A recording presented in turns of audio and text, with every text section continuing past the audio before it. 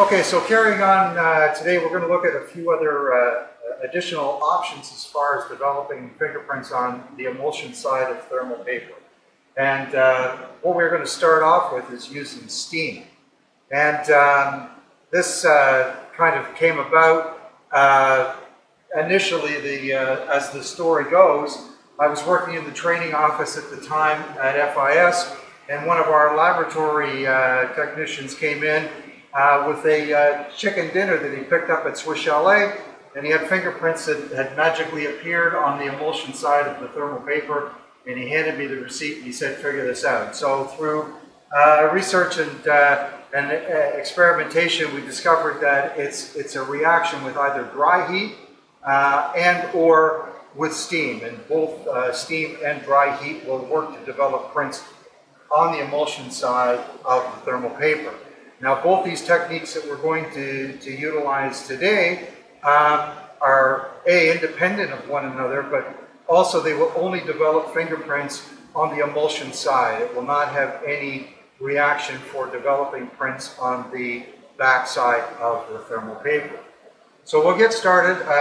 Put some fingerprints on these thermal paper receipts that we have here. And for our purposes here, we're just going to place them on this chemistry stand here to make it easier for us to keep the paper taut and make it hopefully better success with developing the prints. So I simply just put a couple of clips on there just to hold it kind of in place, and the one at the bottom is just simply to weight it down so that it won't curl up. I mean, you can simply put this, even tape it onto a window surface or whatever and apply steam to it. But the issue with that is then it tends to stick to the actual surface as it starts to get saturated with the steam. So as far as generating steam, in past years we've used this steamer that is fabric steamer, upholstery steamer. But it's given up the ghost here, so we're going to utilize something else. I'm just going to use the steam from the kettle. Hopefully by the next lab, when you're actually doing this, we will have something else that we can use instead. But we will use this, simply generating steam. So you've got the heat, you've got the moisture, so we've got the kettle. Another option would be using a steam kettle. So I have our samples are hung, and now I'm just going to move the kettle in so that the steam is actually going to be directed upwards here onto the surface. Now you do have to be careful when you're doing this, in as much as if it gets too much of a shock of a temperature and humidity increase, what it will do is it will scorch the paper a dark color, much like our amino acid reagents did with previous illustrations. So I'm just going to try to hit this somewhat indirectly to see if we can get some prints showing up.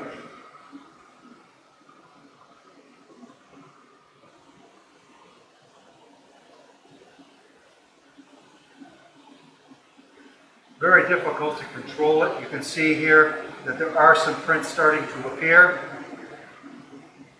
Hard to control the steam with the kettle for sure.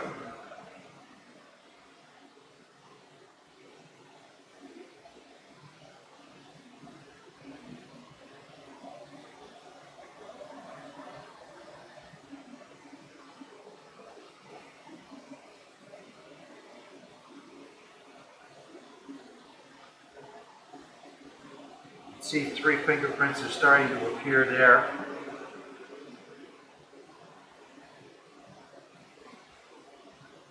Yeah, it's very easy to scorch the paper. Let's just set that aside and see what we've got here. Obviously the paper is kind of saturated now with the steam, but as it starts to dry out, it even develops the prints a little bit more clear, more contrast. So just hold this up so you can see the developed prints that are on there.